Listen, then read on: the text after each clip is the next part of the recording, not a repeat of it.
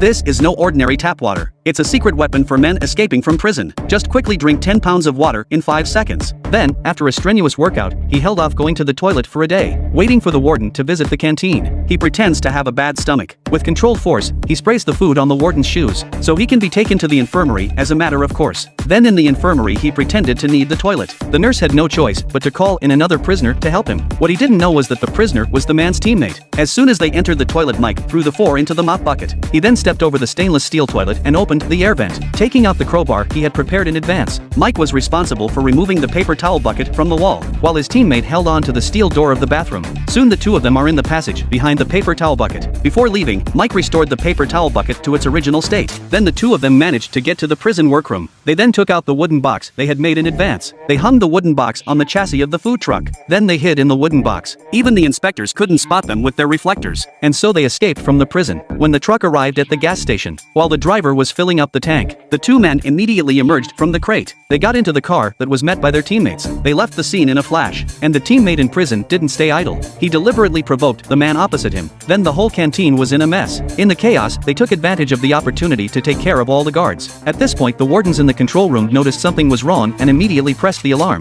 The warden immediately activated the emergency plan and sealed off the prison. The prisoners immediately brought out pallets and tinfoil. They sealed the windows tightly with them. Then they covered every security camera with sticky mashed potatoes. At this point, the warden was completely baffled. What the hell were the prisoners up to? But to save his position, he ordered everyone to keep it a secret. What he didn't know was that a mind-blowing robbery was about to take place. This is no ordinary cockroach. It's their most powerful helper for robbing vaults. Simply paint thousands of cockroaches with different colors of nail polish. Then they go to the supermarket and buy the tools they need. 2 shovels and 2 powerful water pumpers. After the preparations are done, the next step was the most important one. First they cashed in and bought a birthday cake. They gave it to the vault manager who had been single for 30 years as a suitor. With a suitor, the vault manager immediately showed off for everyone. But suddenly someone walks into the vault and asks her to step outside. It turns out that her newly purchased car has been hit. And the 2 policemen were also robbers in disguise. When they delayed the keeper's return to the vault, the door was locked. And the uneaten cake was locked in the vault. When it was dark, the 2 robbers dressed as workers. They sneaked into the maintenance tunnel next to the vault. Then they dismantled the transport pipes. They stuffed different colored cockroaches into different pipes. When the vault was opened the next day, the keeper was horrified by what he saw. The cockroaches were crawling all over the vault. The vault soon called in a pest control company. And the same 2 robbers were pretending to be the exterminators. They quickly identified the pipes leading to the vault based on the color of the cockroaches. And there was a car race going on outside. People would place their bets as they always do. And on Mike's instructions, they blew up the card machine receivers inside the racetrack. People who couldn't pay by credit card had to place their bets on the race in cash. As more and more people placed their bets, in just 10 minutes, the vault was filled to overflowing with cash. Mike and the 2 men, who had successfully escaped from prison, arrived at the racetrack. After making sure no one was around to see them, the 2 made their way through the trash tube and into the recycling area. Then they crossed the maintenance tunnel to the vault's transport pipe. They met their long-awaited teammates. Mike was then handed half a bag of salt, 2 bottles of glue and 2 packets of children's fudge. Mike mixed the items together. A bomb of incredible destructive power was created. Mike then carefully placed the bomb into the transport barrel. He then shoved it into the transport tunnel.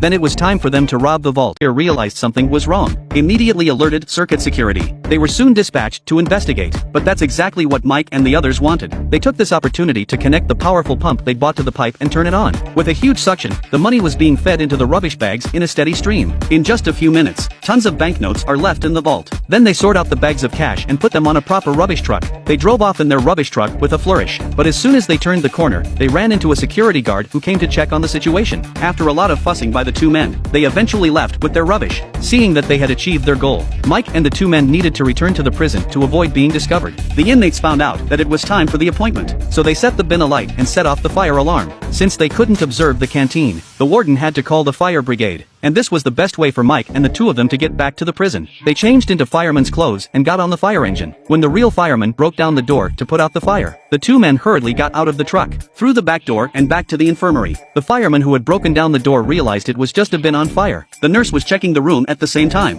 When they opened the door, they saw Mike lying solidly in his bed. They soon discovered that the vault had been robbed. But even the experienced police officer Lisa couldn't find any clues at the scene. Mike, meanwhile, was relaxing in the canteen, eating his breakfast. 3 years later, Daj Wang is released from prison. He went to the promised spot and started digging a hole. Soon the black rubbish bag was revealed. And so he lived a rich life. And the black man who helped him in prison is given a thick bag of papers upon his release. This is the end of the film.